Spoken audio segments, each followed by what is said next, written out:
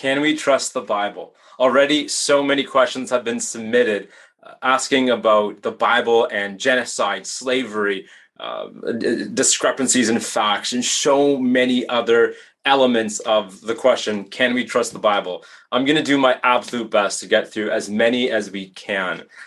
First, we're going to tackle the question that someone submitted. It was anonymous. All the questions I have received are anonymous, actually. But the gentleman asked, does it really matter if the Bible is true? Isn't it good enough for it to be an inspiring collection of fairy tales? This is something I myself have struggled with a lot. And I'm warning you, we're going to get heavy really fast. I've wondered growing up, wrestling with my faith here and there, that question, does it really matter if the Bible is true? What if it's just an inspiring collection of stories that provide a sense of peace and a reason to keep going? Whether it's true or not, maybe it can help one live a meaningful, happy life, and one ends their life still with a sense of hope for a life after death, and it lets people live a positive life. Does it really matter if it's true? On October 10th, 2020, I was holding on to my wife, just holding her in my arms, as we sat together in the washroom in our little condo in Toronto. I held my wife as she wept, as she at times went through shock, shivering, and other times in all manner of physical and emotional agony, as she miscarried our second child. This was our second miscarriage in just a matter of months. We've been married just over a year. It was such a sacred trust to hold my precious young wife in my arms, as together we experienced the loss of still another child.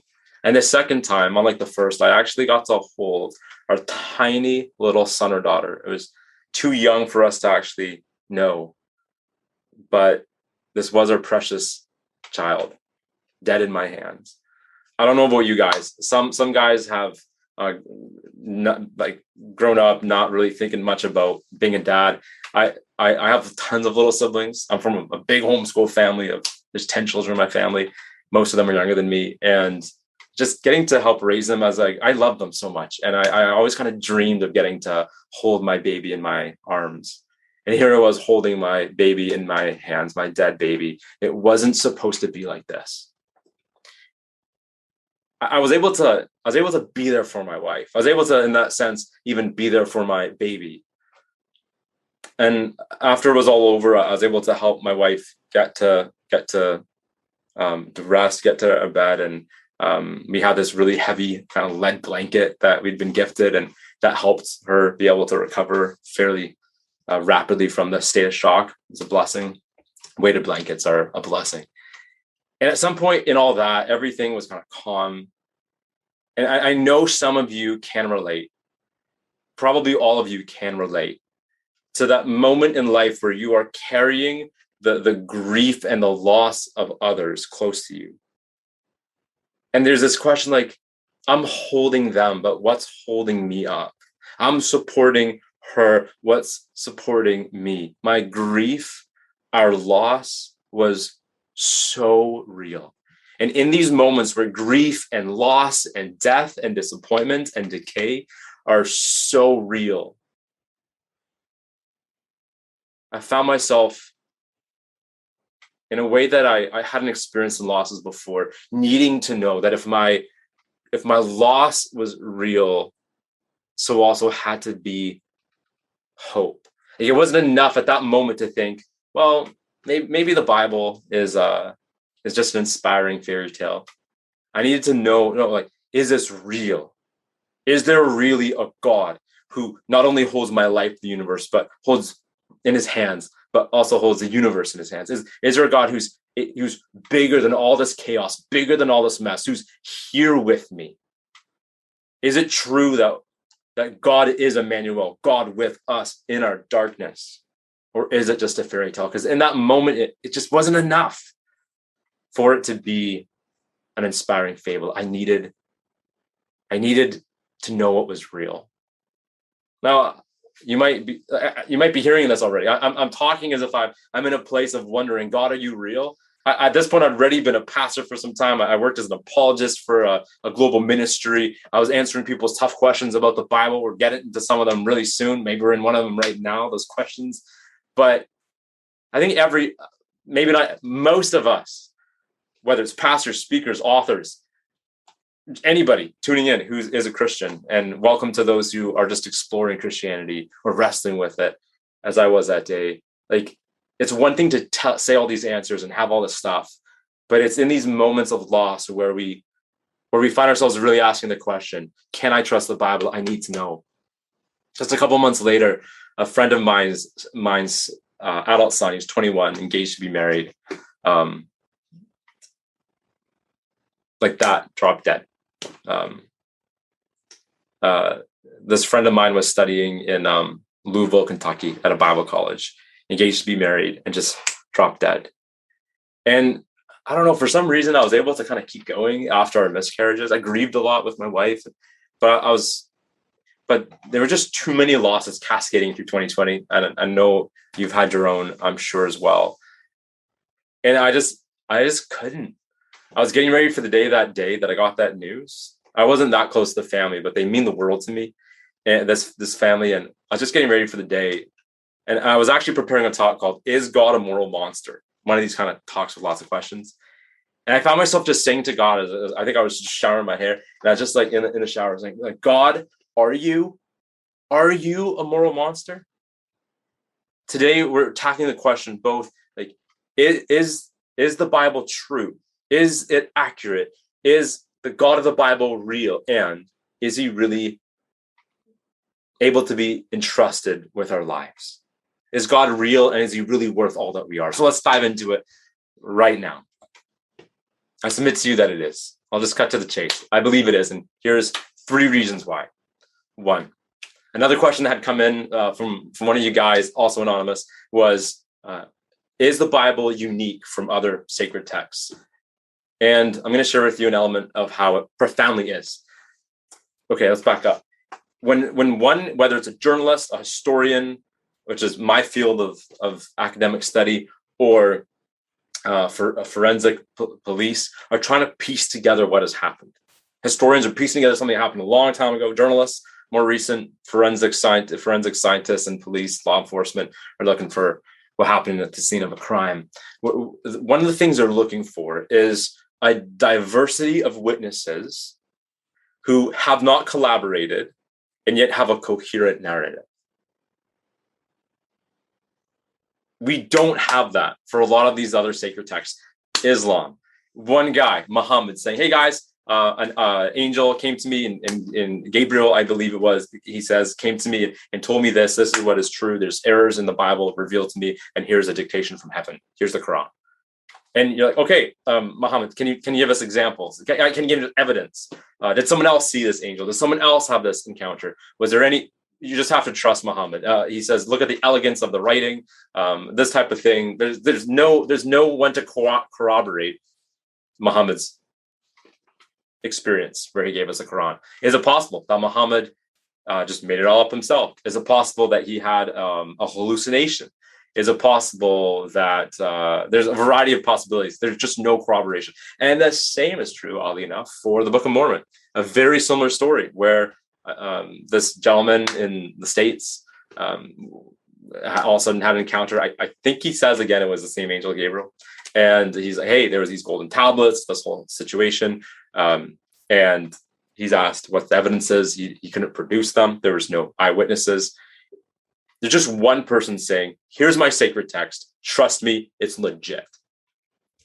When it comes to the Bible, it's totally, entirely different than that. It's not that we have a guy and another guy, 2 buddies on a road trip. No, we have more than 30. There's close to 40 different authors of the Bible. It's an anthology of different genres, in different languages, of such diversity. Maybe if you have a sacred text that arose from a certain demographic, maybe there was an oppressed people, or maybe there was a people of oppression, and they kind of together produced from their same cultural background. Though there's different authors, it's really the same perspective. Not in the case of the Bible. The authors of the Bible are not just diverse within one culture, they're actually three different languages and from three different continents. The Bible is written.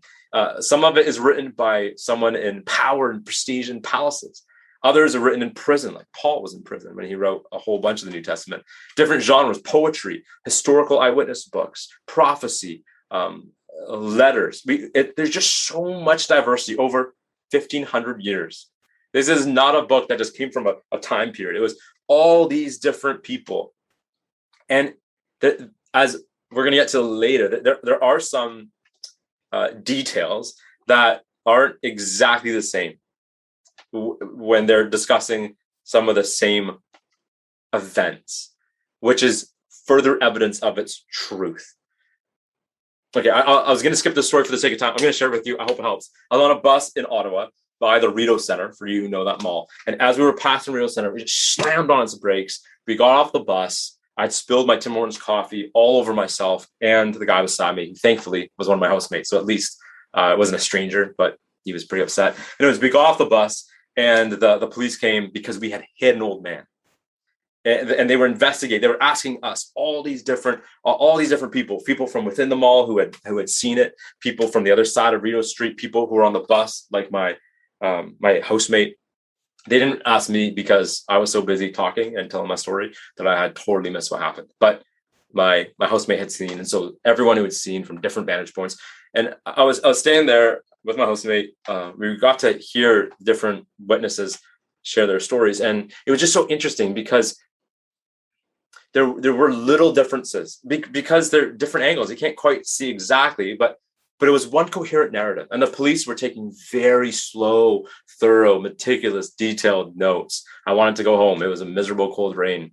But we stood there waiting for my friend to have a turn to testify. Amidst all of that, there was a big crowd. A guy pushed his way through and told the police exactly what happened. He knew. A famous comedian had committed suicide that day, which is true. And he said, guys, this gentleman loved that comedian. He was inspired in a morbid way, and he wanted to follow his example, and he threw himself in front of the bus to try to commit suicide. And the police, they didn't take down his name. They didn't take down this gentleman's any information. I don't even think they were writing while he spoke. They listened, said, thank you so much. Really appreciate that. Have a great day. We're on to the next person, slowly taking notes. Why? Well, you already know. It's because when they notice with different vantage points and they were taking that seriously, that same narrative that there's no foul play. The elderly man was looking this way. There was no cars coming that way, and he thought he had to clear, and he stepped out just as the bus had got a green light and was about to go. The bus slammed on their brakes, trying not to hit him. The bus driver didn't mean to hit him. The gentleman wasn't trying to get hit. The bus, even though it slammed on its brakes fast enough that it knocked the gentleman over, but he actually lived, which is awesome. I digress. The point is, if the police had heard from the different men and women, different angles, the exact same wording, or like the exact same details, they would have noticed that people had collaborated their story. But the fact that it was the same narrative, but there was these slight differences, little contradictions, the contradictions that arise from people being at different vantage points, on the bus, off the bus, in the mall, across the street, that has the scent of truth. And that's one of the things that just makes the Bible so compelling, is that there are these little discrepancies in the various accounts. And there are some speakers who will say there aren't. I disagree. Read through the Gospels carefully, the 4 biographies, the 4 eyewitness accounts we have of Jesus, and you will see these same stories with a little bit different detail. It doesn't create any bother for me. Just the opposite. That is, the same narrative is exactly what to expect if eyewitnesses were telling the truth. So right away, the Bible is, I think that as we approach sacred texts, like the police officers just dismissed the one gentleman who had a fantastical story, I think we can dismiss the Quran and the Book of Mormon, just about every sacred text that's out there. And then we can pause and take the Bible, at the very least, very seriously. That's the first, diversity of authors. Number two, another reason. I got to do a talk like this for some young boys, and I played for them a bunch of clips. I won't do that for you now because I'm trying to save time for you. But I played a bunch of different clips of soccer players. If you're the one guy tuning in tonight from England football, and I would play the beginning of the clip where just as the person was about to kick the ball, and I'd pause it and say, will he or won't he? Meaning, will he score or won't he score? And the boys would shout out, like, he will, he scores, or he won't. And then I'd play the clip. And I gotta say, like, I intentionally found some tough clips. They got so few clips right. It is so hard to predict the future. In this case, there's a wide open net, famous soccer player about to kick the ball. All the boys, he will, and then he misses somehow. Devastating moment for the guy, hilarious moment for us. The kids, a little frustrated, they got it wrong. They got a couple of them right. They started not just looking at the empty net, but thinking the opposite keeps happening of everything we expect. So they started kind of betting on what they didn't expect to happen. So it looked like the guy would for sure miss, and they're like, he will, and they were right. See, when we make predictions, as hard as it is to have an accurate prediction, we are using whatever information we have access to make an informed guess of what will happen. So I'm going to predict right now that the Toronto Maple Leafs will not win the Stanley Cup next year because based on a lot of reliable data, it's just they don't win the Stanley Cup. We'll find out next year if I'm right. But hey, when people make predictions, it's based on whether it's algorithms, data, whatever it might be. Now, predictions, they're so difficult that when we find someone who, for whatever reason, is nailing them, we tend to start to take them seriously. In the past several elections, one of my friends who works at Parliament Hill, Andrew, has been like ridiculously accurate in what he predicts happens. And he predicts it fairly in advance of the actual election. I actually called him earlier this year. I work part-time at Parliament Hill, and I called him earlier this year. There's all the different headlines of stuff. And I just said, Andrew, what do you think is going to happen? He said, I think that there will be an election. Trudeau is going to try to capitalize on the fact that the vaccine rollout is rolling out. And we're going to get like virtually the exact same result as what we have right now. Well, if you follow politics, or even if you're just an aware citizen, you know that my friend Andrew was right. And I'd called him up. I didn't call up someone else. I called up Andrew. I have a lot of friends at Parliament Hill. It's literally one of the places I work. But I called Andrew. I didn't call my other friends because Andrew gets it right. And he proved himself again. I share this with you because as awesome as it is, and as trust building as it is, when someone gets a prediction right again and again, how much more wild is it? How much more difficult is it to get right? And therefore, trust building when they consistently do, when it's not a prediction that comes true, but a prophecy. See, a prediction is based on whatever information we have. Based on that, we say what we think will happen. But a prophecy is similar, but different. Someone says what will happen, but it's not based on information we have access to. It's literally, the claim is, this is from heaven. This is from God. The Bible has tons of prophecies. And there's two types of prophecies, some have said. There's the generic prophecy that says something like, you'll have an important meeting today. It's very easy to feel like that came true because every one of us meets someone, even if it's just a deeper meeting of our own self. And so almost no matter what happens in a day, you can be like, that prophecy was true. The fortune cookie got it right. But then there's a specific prophecy. As if someone said, in 10 years from now, Daniel, it's going to be October 20th, 2041. You're going to meet a guy named Gary. And Gary is going to hand you a little pink slip. And on that pink, I'll stop. You get it. I'm getting lost. Now, like, maybe, yeah. If that came true, I'd probably start thinking about, like, okay, somehow someone just did the long con. Like, they worked at this for 20 years. They found a guy named Gary. They put this in their phone calendar. They made it happen. But the Bible makes that type of like very specific prophecy, but so far into the future that the long con explanation doesn't work. Like that the gentleman making the prophecy doesn't get to, it's too far into the future for them to have made it happen. And it's so specific that it's virtually like impossible to get right. Okay, again, I was talking to a bunch of kids. I promise I don't just speak to kids, but these are the examples I have most recently. I was speaking to a chapel at a ballet school this summer about these questions of the Bible. And I had them do a digital game where they would guess like which is the right answer. And they had to click on either the blue square or the red square. And they were all mad at me because they're just like, yo, like you give us no information, which it's a 50% chance of getting it right. Hope I'm making sense. And then the game, they had a few of those. And then we got harder where they could pick one of 4 options. So we showed them a picture of a random kid and said, what's their name? And had 4 options. And it was, I guess, a 25% chance of getting it right. There was no information for them to go by. And most of the kids got it wrong. And then we opened up the Bible to Isaiah 45. That's an ancient prophecy. This is an ancient prophecy in the Bible. And Isaiah, who lived a long time ago, prophesies that there's going to be a man named Cyrus, and he is going to help restore Israel.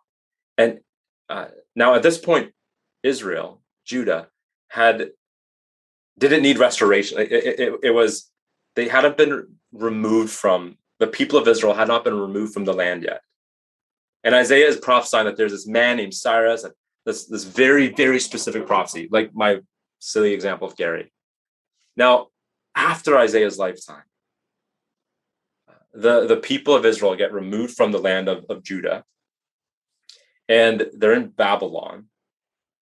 Isaiah doesn't know, Isaiah's not around at this point. 70 years later, like Babylon ends up getting demolished by Persia, a different empire. And the young ruler, who was not alive, he wasn't just not the ruler at the time of Isaiah, he wasn't alive when Isaiah made that prophecy. The ruler of Persia is named Cyrus, and he restores the people of Israel to their land, just as it was prophesied. Now, you might be like the odds of being able to, like, it would have been really hard for Isaiah to pick one of 4 names if he'd been given an option. He couldn't even pick one of the 8 names. He picked a name of a foreign name. It wasn't a Jewish. He picked a name in a foreign language of an empire that didn't yet exist. Of a not just someone from the empire, but the ruler, the emperor. Like, I hope you're tracking with me. That's a ridiculously tough prophecy to get right. Much more difficult than a Canadian election. Now, if that just happened once or twice, I think you would be totally correct. I'd agree with you. It's a wild coincidence. Maybe you might even say creepy coincidence. Like, man, how do you do that? The Bible doesn't just have 1 or 2 examples of very concrete prophecies that came true. It has example after example after example after example after example of a whole variety of things, of national geopolitics, and of all the different areas of prophecies that have come true. The one that the Bible is the most filled with, throughout the centuries of the Bible being written, is prophecies about a Messiah coming to the world to save us, to rescue humanity, to rescue the people of Israel and be a blessing to the nations. And the prophecies are super, super specific. They include prophecies about where this gentleman will be born, Bethlehem, and so many other things about him. And we have eyewitnesses. We have eyewitnesses, our first-hand account eyewitnesses, our goal to historians. We have like such good sources to tell us that it's true, that Jesus actually was born in Bethlehem, that he actually, all these different elements, even the way that he would hang on a tree, the crucifixion, it's just the fact that he would rise again.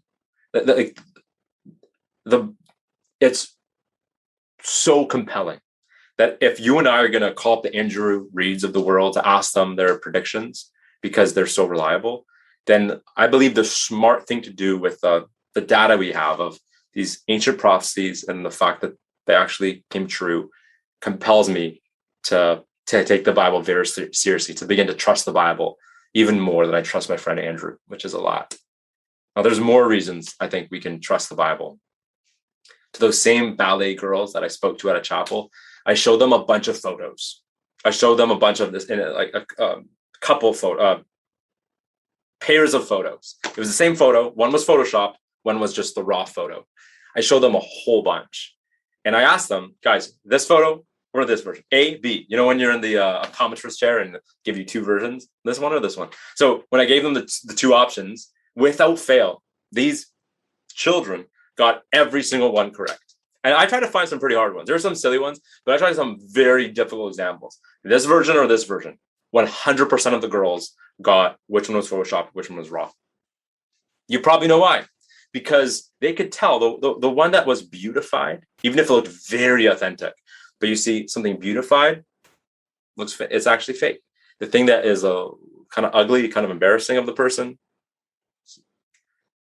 that's the one that's real. They didn't make a single mistake. Now the Bible, well, let's back up.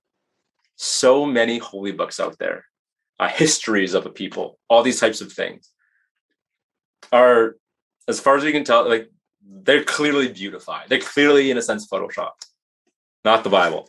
The Bible is surprisingly filled with so many embarrassing, ugly, even gross, awkward, uncomfortable stories of the heroes of this book.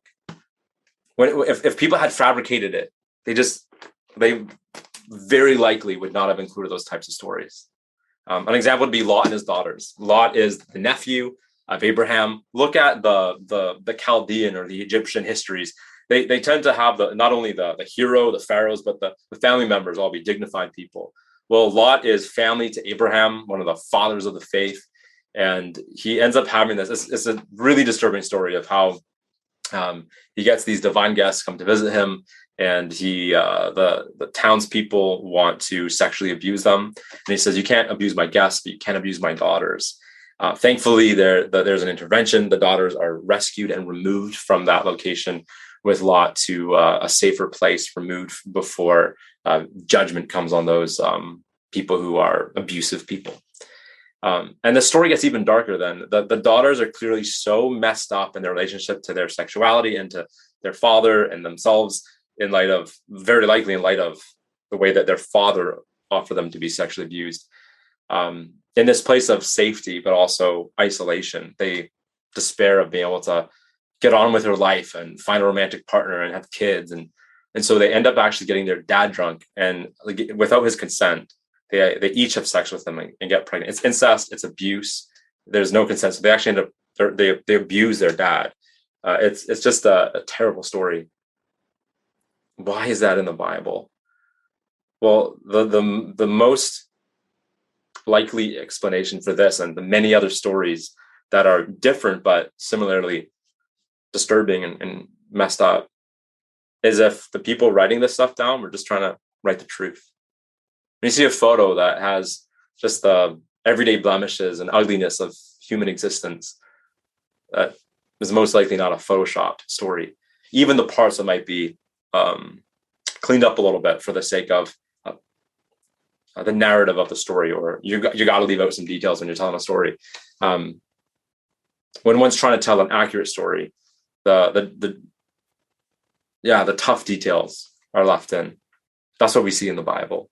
The existence of these dark and gross stories is a huge evidence for the fact that we can trust the Bible. And I just want to take a moment and say, even in these gross stories, there's actually these precious lessons for us. One of them is, there's a lot of us who have left the faith, left God, left Christianity, walked away from the Bible, not because of an intellectual doubt, though some of us, like myself, really struggle with intellectual questions and doubts, but haven't actually left because of an intellectual doubt. But like the women in the story, they have kind of turned their back on God, as these girls do in the story, and do abuse because of growing impatient against God, against life, in the pursuit of romance and having a sexual partner, all this stuff. I find that to be a very serious lesson for me, in that I also, as a husband, take very seriously the fact that this husband, this dad's failure to protect his girls and actually putting them in harm's way seems to really have messed them up. And there's such a challenge to me in this story. But the most compelling thing in the story is that these girls, as they get pregnant through abuse and incest, they give birth to these guys, these bad dudes, who go on to found some very problematic and pagan empires. They cause a lot of problem for God's people throughout the next centuries. And yet, get this, it's actually the great grandchild of this abuse and incest and dirty, messed up, dark situation that is named Ruth. And she ends up becoming a believer in the God of the Bible and trusting herself to him. And it's her grandson, I believe, who is David, the king, who is such a precious man after God's own heart. And it's the great grandson of David, therefore another great for Ruth, who is the promised Messiah, Jesus. And that's just one example of several of people who are part of some of the kind of grossness in the Bible, the abuse, the dark things, the unphotoshopped things that end up getting to be part of the line of Jesus. Now, again, this is not a digression. The fact that the Bible includes these vignettes, these historical moments in the lineage of Jesus, is a compelling case for the fact that it's true. Because if people were fabricating this, they would have put much more respectable, cleaned up people as the lineage of Jesus. Not only do we see, when we see some ugly things in the history, that might be evidence that they're telling the truth, but there's actually a message some of you, us need tonight. That is this. One of the reasons that dark stories like this may be included in the Bible is that they remind us, when you see the way that the Bible doesn't cover it up, that the God of the Bible refuses to participate in a religious cover-up, and that darkness doesn't have the final word. Some of us, it actually might be quite similar to the stories of Lot's daughters, or maybe it's totally different. But there are these pieces in our life that nobody knows, or we try to just keep hidden, these shadows in our life. And our effort to keep them hidden, it's exhausting. We feel so defeated.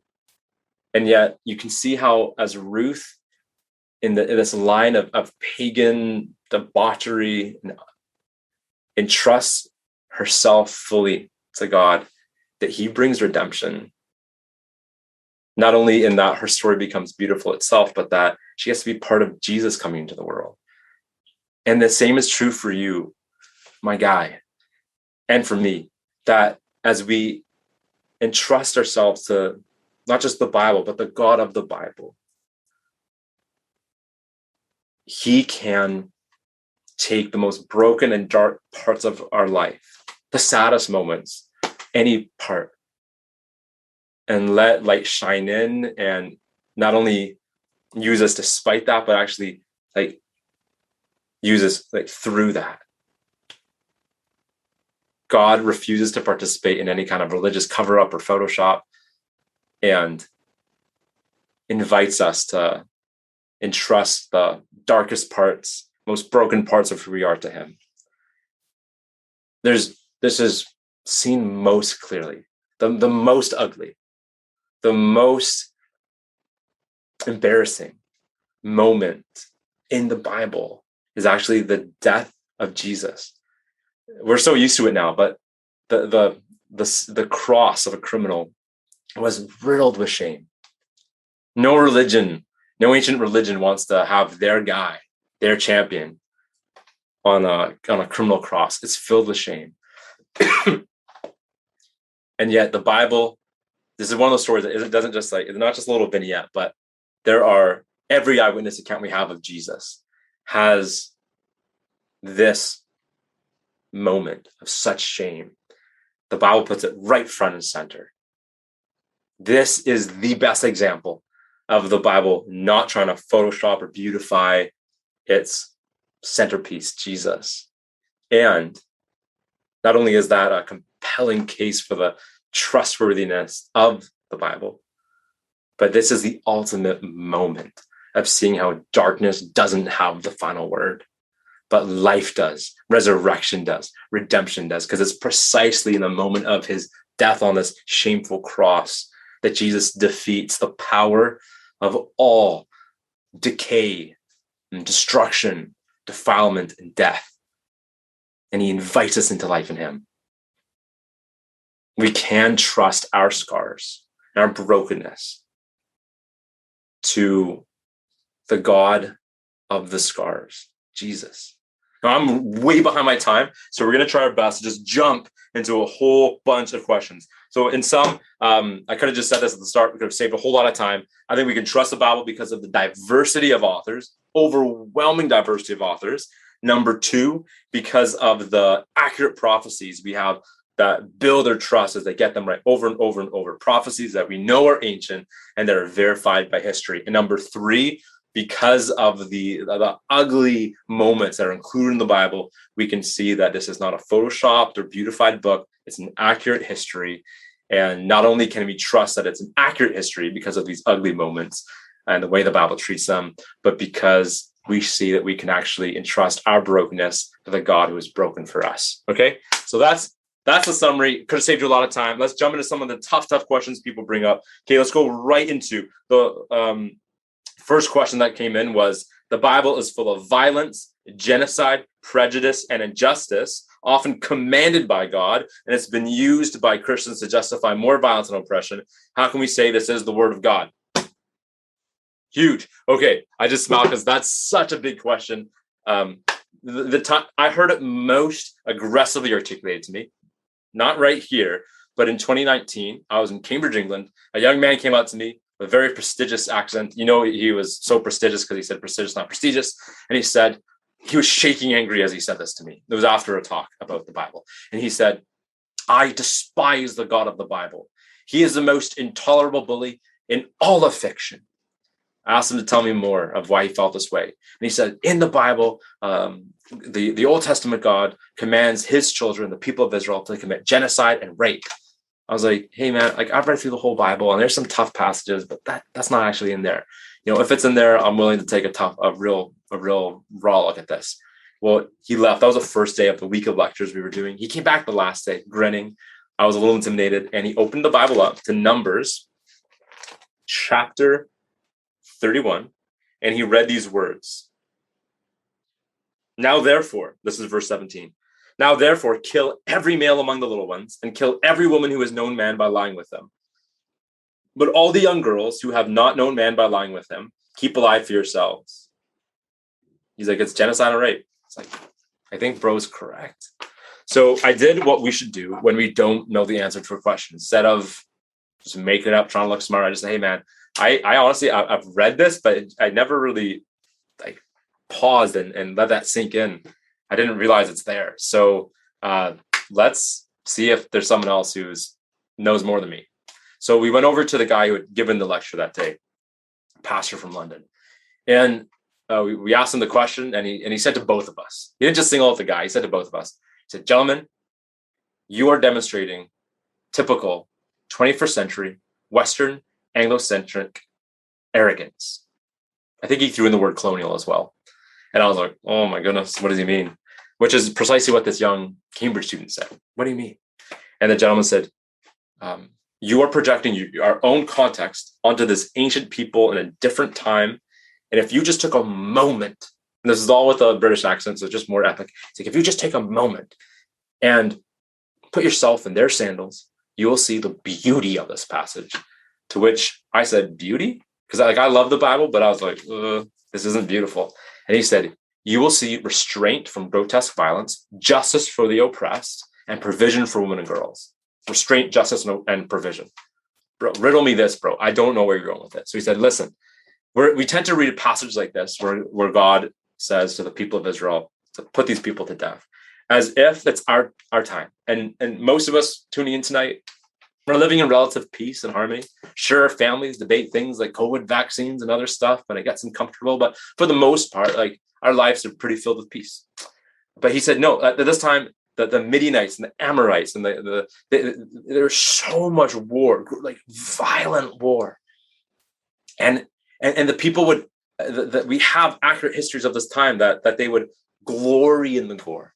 The ways that these soldiers would put each other to death involved horrendous barbaric practices where they would, and in the writing about it, it would just glory in the abuse that took place on the battlefield and the creative ways of torturing people to death. And yeah, into that violent context, God has them putting to death people in the most humane way possible with a sword, swiftly. There's no glorying in the gore. It is to be a humane way.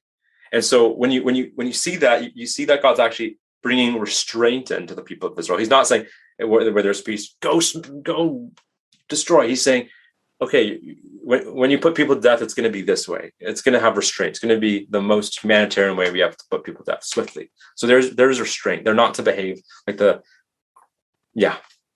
Number two, why even let the people of Israel put them to death? Why call them to do that? Why not just say, be pacifists?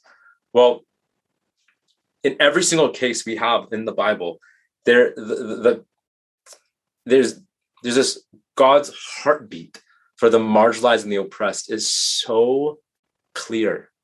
The clearest example we have that informs how we see a bunch of these is Sodom and Gomorrah. This is the most famous passage of judgment in the Bible, involved the situation with Lot and his daughter.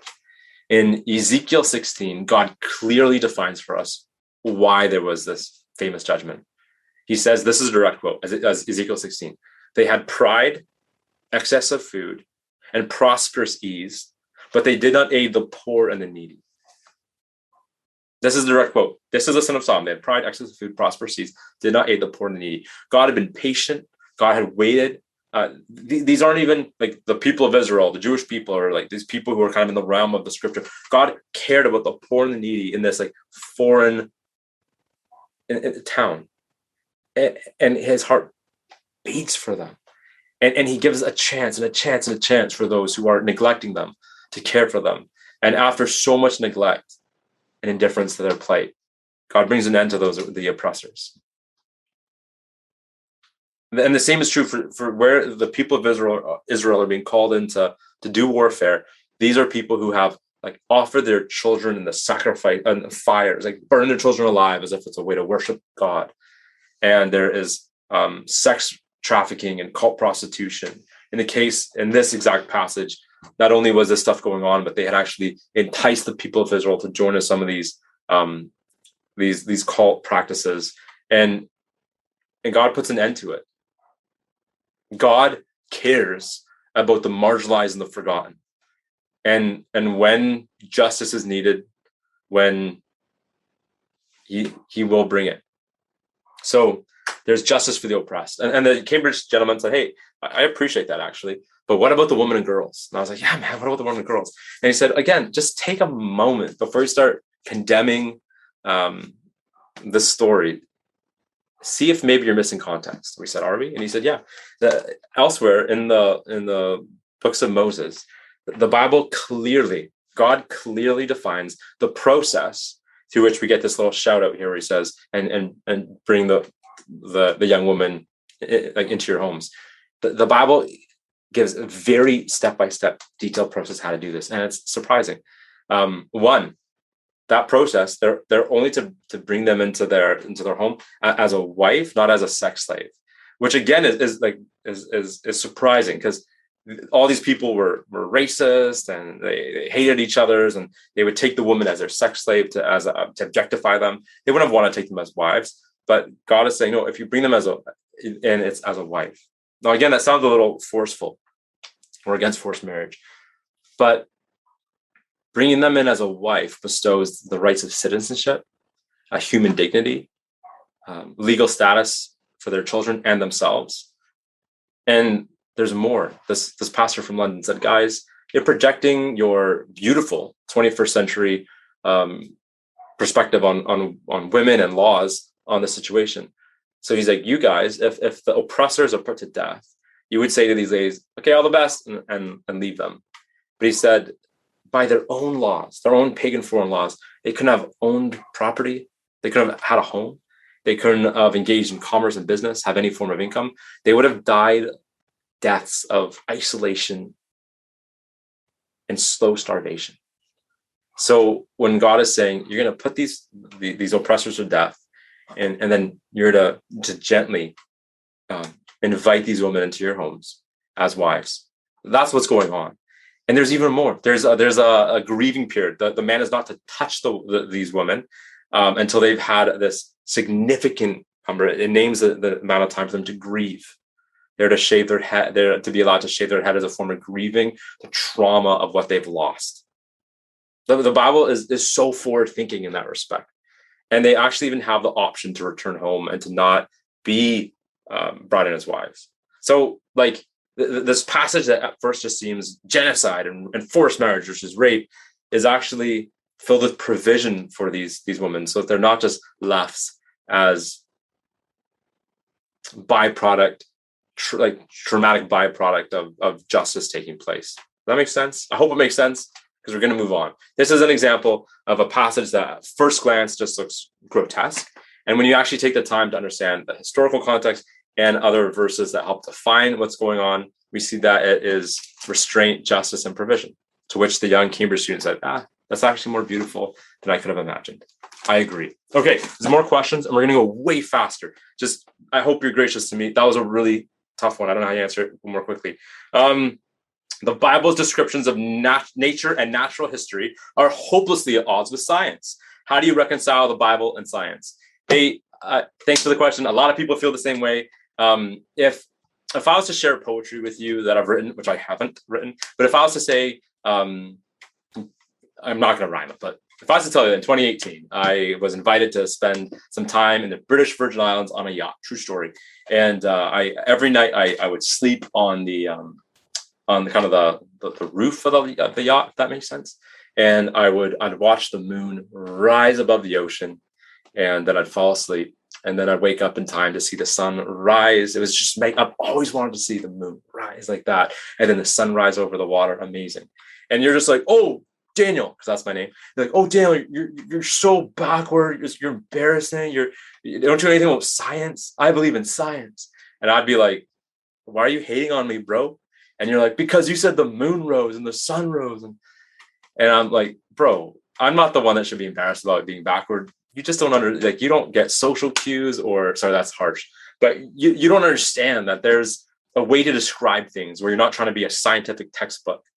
This is going to offend some of you on every way, but there's moments in the Bible that people might take issue with. There's even those exact type of passages that make it sound like the sun is revolved around the earth. But the Bible isn't trying to be a scientific textbook. We have scientific textbooks. Some of them have a lot of theory and flaws in them, but the scientists will acknowledge that. The Bible isn't trying to be a scientific textbook. And so there are Bible-believing Christians who believe that the earth was made in 6 days, 6 literal 24-hour periods. And there's other Bible-believing Christians who say, how can you actually have a 24-hour period when the sun wasn't made by God until a couple days in? Christians, well-meaning Bible-believing Christians, debate this stuff. There are some Christians I'm very thankful for that believe the Bible is that the earth is quite old, and there are Christians who believe the earth is quite young. I believe the opening pages of Genesis of the Bible that tell us about how the earth was made. I think there's a very good chance those are actually accurate. I actually myself, you can hate on me, lean toward a young earth 6-day, like that. That's more what I think the Bible might be giving us a fairly play-by-play. Other really awesome Christians disagree. But despite the fact that I'm sympathetic to a young Earth history, and some people will say, "Hey, science doesn't agree." I just don't think that's actually what, like, we're missing the point. The Bible isn't trying to be a play-by-play exactly as much as to tell us by different angles in Genesis 1 and 2 that God is the creator of the universe. And whether the Bible is doing that through a play-by-play, this is how it unfolded, or like some Christians think, if it is a little more poetic, like there's room for all of us to take the Bible seriously. Let's not debate so aggressively over exactly how what took place if we were there to have seen it, that we miss the beautiful life-shaping truth that it's telling us. That's part of the answer. The other one is that the Bible is clearly written in different genres. There are historical books in the Bible, and I'll go to say, like, if the passages about the resurrection of Jesus are false, then that would be or inaccurate. Then that would be a reason not to believe the Bible. But there's also tons of poetry and prophetic prophecy, and where it talks about things clearly in those places where it talks about things in ways that someone's like, "Well, that's not scientific." I agree with you. It's not trying to be. Hope that helps answer your question. If you have, if you take issue with this, feel free to track me down and set me right. Okay, another one asks, what about discrepancies in the Bible? We're going to have to wrap up real soon. Discrepancies in the Bible. I'll give you a couple examples where the Bible is contradicting itself. One of those examples we have is, I'm just going to pull this up for you. An example is in 1 Kings 7:26. It says the temple's sea. The temple is this huge sacred building. That the temple sea is like a big pool, contained 2,000 baths. Baths is it doesn't mean 2,000 different baths. It's a measuring unit. It's saying it was this big, 2,000 big. 2 Chronicles 4:5 speaks of the same temple sea, same thing, and says it contained 3,000 baths. In other words, one book of the Bible is saying it was this big. Another book of the Bible is saying that this pool in front of the temple was this big. Now, if those aren't, you might say, if those aren't the same measurement, but it's about the same thing, then clearly the Bible is inaccurate. Therefore, we can't trust the Bible. Therefore, Christianity is false. Therefore, here's a couple responses. First, I have this coffee right here, if you can see. If I was to tell you that this mug is 250 milliliters, and my wife was to be invited by Promise Keepers to give a talk, and it was, and she described it as having 300 milliliters. You might say, well, like my wife and I, one of us is wrong, therefore, like, you can't trust us because we're inaccurate. But it's quite possible that one of us is talking about the actual amount of coffee in the mug, and the other one is talking about if it was filled to the max. That's a total plausible answer. However, I'm not 1,000% certain that is why we have that discrepancy. Is it possible that the writing down of it, that they contradict each other, and they were both talking about the same size, and it's not quite right? I submit to you that when you look through the moments like that, where we see some little differences, that even if that actually is contradicting, it might not be if it's the way I said about the mug, but even if they are contradicting, that actually is a beautiful reminder to us of the fact that God has chosen to involve us frail human beings in his speaking into the world and redemption plan. Here's what I mean. Muhammad contends that contended, he's passed away. Muhammad contended that the Quran is word for word, verbatim dictation from heaven. The Bible does not say that. The Bible says that it is God-breathed words. Historically, and I agree, the church believes that the Bible is true, that it's accurate, that's historic, that we could trust it, that the things it tells us happened. But whether or not the pool size was 3,000 baht or 2,000 baht, maybe the one who wrote it down, I don't think we need to lose any sleep over it or have our faith in God or the Bible rattled. Because unlike the Quran, the claim of the Quran of being dictated from heaven, the claim of the Bible is that human beings were used by God to write these poems and prophecies and histories and letters. And that human element, the fingerprints of it being human are still there. And I don't want to be the one to tell you, but we human beings we got these imperfections. And so when I look at the fact that how beautiful, what if God's book speaking into our lives, into a place of pain and hope and dreams and life, what if there are little things, these whether or not the baths contradict has no bearing on what the Bible teaches about the character of God or whether or not Jesus rose from the dead. It's such a minor thing. But even if there are these little tiny details that might be a little bit off, like I look at my life, I look at your life and see the flawed frailty, fragility of us and think God is still using, God is still inviting and walking with us frail human beings. It's so beautiful. And so if you're feeling like you're someone who has made mistakes or mistakes have been made against you and you feel like, how could God use me? Hey, God walks with us broken people and he uses us. It's magnificent. Okay, let's see if we can tackle a few more before our time is officially gone. I can see Mauricio is saying, Daniel, we're really running out of time. Why does God seem so different in the Old and New Testament? This question comes up a ton. I think it's sometimes because we have not taken a serious enough read of the Old and New.